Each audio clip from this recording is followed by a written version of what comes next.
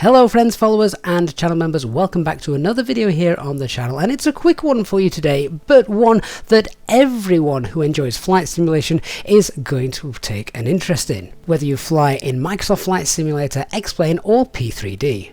Now, flight planning is something that many of us will do, obviously, prior to our flights. We have an operational flight plan if you're flying commercial, aviation, and even if you're not, having a flight plan means you know, obviously, where you're going, points A to B, and you'll get things like fuel calculations as well.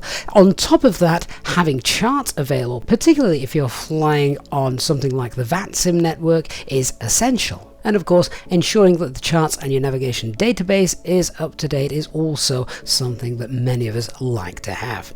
Now, at the moment, the real only solution for this in the flight simulator community is to use Navigraph. Now, I've been a Navigraph user and subscriber for a number of years now, and I do love it. I like the app that they have. I like the fact that it's easy to update all the airing cycles, the Jeppesen charts as well, readily and easily accessible. And of course, lots of aircraft within Microsoft Flight Simulator in particular and others seamlessly work with Navigraph, so you can import your flight plans, see your charts on screen without having to download or use any external software. So if you are wanting to fly as realistically as possible, Navigraph is currently the only solution. But this is quite exciting because it's now about to change, as competition has arrived around the corner in the form of Avia Planner.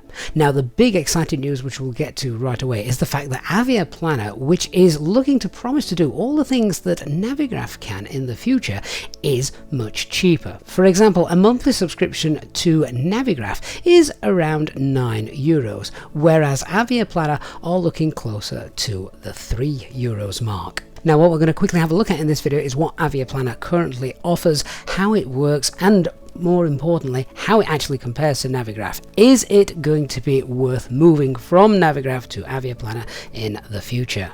It is, of course, much cheaper, but does that mean that it's going to be as good?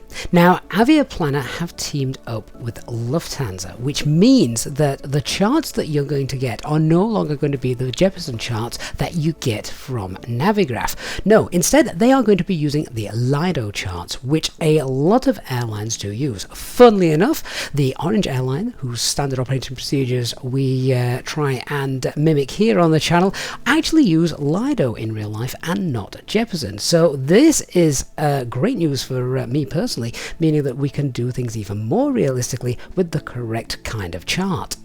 So let's delve into Avia Planner and see what it is they're actually offering. So they are offering a flight planner, the LIDO charts, as I have said, and they're also going to provide nav data as well to keep our airing cycles up to date. Note, at the moment, nav data is not yet operational from them, but it will be coming in the future. And these will be compatible with Microsoft Flight Simulator, P3D and X-Plane. Now, at the moment, there is no app available for Avia Planner like there is Navigraph. You can actually download their software and flight planner. That is available to purchase on Sim Market, and it costs €32.40. However, you don't have to actually use this because there is an online flight planner. Although, if you do use this, then you do get a 1-year subscription to all of their online services, which you can see includes route planning, fuel calculation, the procedure selection, and of course all the LIDO charts as well. Nav data, as I've said, is coming soon, and they're also going to be bringing in something called LIDO chart training, presumably for those of you who are familiar with the Jeppesen charts and want to move over to reading the LIDO charts. Truth be told, there's not actually that much difference between them, but we will have a quick look a little bit later on in this video. However, as I say, you do not need to use this because you can simply log in on their website and access the online flight planner. So let's have a quick look at how this would work. We're going to create a new flight and we'd simply put in a call sign. Flight level, it allows you to select rather than just giving you an auto option. So you will need to select this if you're using this flight planner. We'll go from Manchester and let's go to one of our favorite airports here on the channel, down to Faro. Of course, as per usual, we'll fly the A320. It'll then give you the option to pop in a minimum fuel reserve. We'll opt for 60 minutes. The fuel factor then is so you can tailor the fuel calculations to your aircraft. If you create a flight plan and the fuel isn't enough for you, or you're having far too much, then you can adjust this accordingly. For now, we'll leave that at 0, and then it's going to create the route. Now, I do like this interface to begin with because it's nice and clean. We're not being cluttered up with charts, airways, waypoints, anything like that. It's simply just got the route that we're going to be flying. That, however, does have its downsides because obviously we can only see the actual waypoints here that we're going to be using and nothing else. I've also not been given any opportunity to pop in alternate airports or anything like that. You'll notice as well that there are no standard instrument departures or stars included with that. Now, that's not to say that you're not going to use them, it just means that they're not being given to you on your flight plan. You'll see here it simply says standard instrument departure and then standard arrival route. We would be using one of the Cuxum departures and then the Alagu arrival, which of course we'll find in the charts a little bit later on. So then if we come down, we'll see that we've got our fuel here, which I've not changed the correct settings for. I'm getting it in pounds. Obviously, normally I would want it in kilograms. And then, of course, you can download this flight plan to be able to be uploaded into the simulator of your choice. Now, of course, at the moment, there is a bit of a downfall here using this flight plan because most of the commercial aircraft and some other aircraft in your simulator links up with SimBrief automatically if you're using SimBrief to create your flight plans. So this is a little bit monotonous compared to that because you're going to have to download this, then you're going to have to upload it and enter it into your flight simulator manually. Okay, so that's our flight route, and next then we need to press the create flight button, and that will take us to the next stage where we can see all of the charts, etc.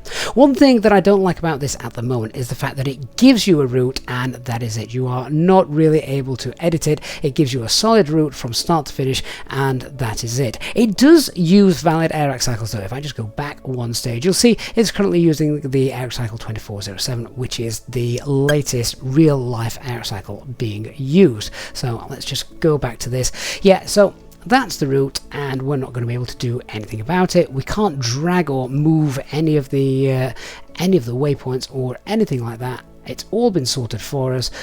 So some of you may like that, some of you may not.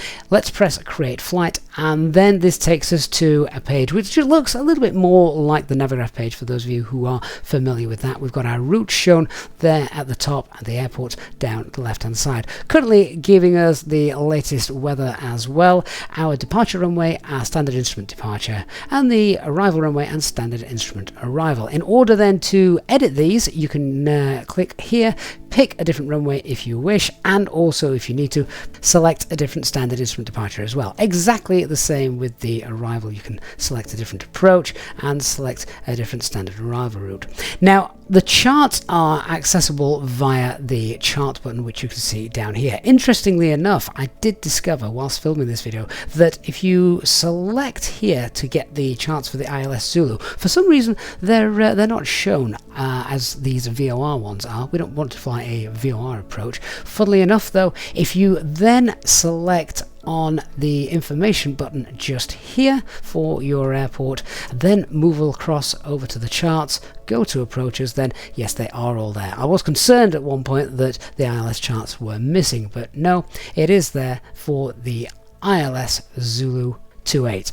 Now, personally, I do think the flight planning side of this application leaves a lot to be desired. SimBrief is far superior, giving you variations of route, allowing you to edit routes, etc. I have not discovered a way yet in which you can actually edit the routes that you want to fly. If I am missing this, however, and any of you out there have discovered a way to do that, please leave a comment down below and let me know. Personally, what I would be looking to use this for at the moment would be to create a flight plan in SimBrief as per usual, and then I would be looking to just use the LIDO charts if I wanted to fly with LIDO charts, which, as I said earlier, the Orange Airline do in real life. With the combination of an incredibly realistic operational flight plan from SimBrief and the LIDO charts now from Avia Planner, this is actually a pretty good place to be. It is worth pointing out that the LIDO arrival charts obviously will look different to the Jeppesen charts, but key differences are the fact that the go-around is listed down here, so you're not going to get a nice clear instruction at the top. Instead, it's still clear, it's just in a different place, and that the minimums that you can see down at the bottom, LIDO rounds those up to the nearest 10. So whereas on the Jeppesen chart you will have minimums of 449, here we've got 450 feet. A feature I do like about the LIDO charts is how they give the runway information.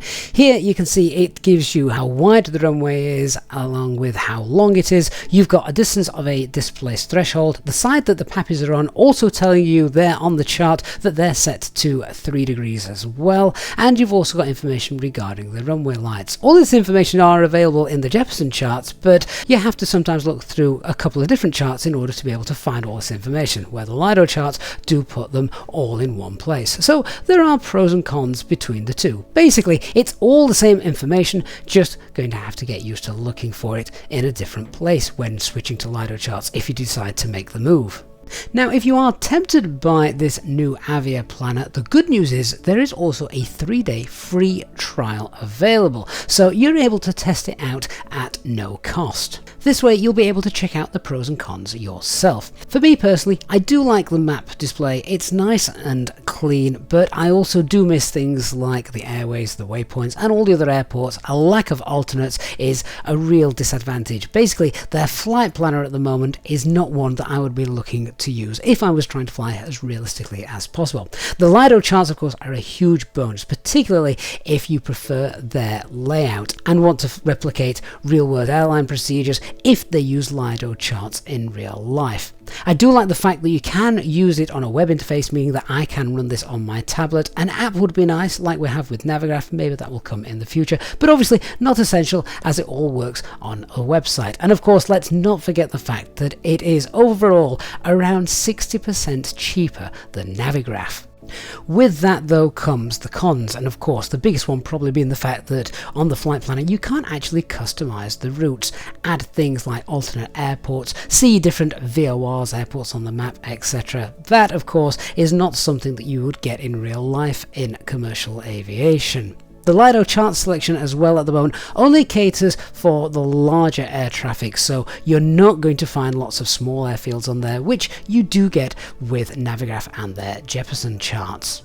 The final con at the moment, although this shouldn't last too long, is the fact that they do not yet provide nav data. So if you are looking to make your switch from Navigraph to Avia Planner now, then you are going to lose the latest ERAC cycle. Now, of course, Avia Planner are planning on including this in the future, and at no extra cost. It will be included in even the cheapest subscription plan, but at the moment it's not available yet. I would love to hear what your thoughts are on this new company looking to rival Navigraph, who have had a hold on the flight simulation world for a very long time now. Do you think that this is something you'd consider using, or if you are not yet a Navigraph subscriber, could this tempt you into making that step into flying more realistically with real-world charts and up-to-date ERAC cycles when they become available? Please let me know in the comments down below. I do love reading them, and I do read them all, even if I don't get a chance to respond to all of them.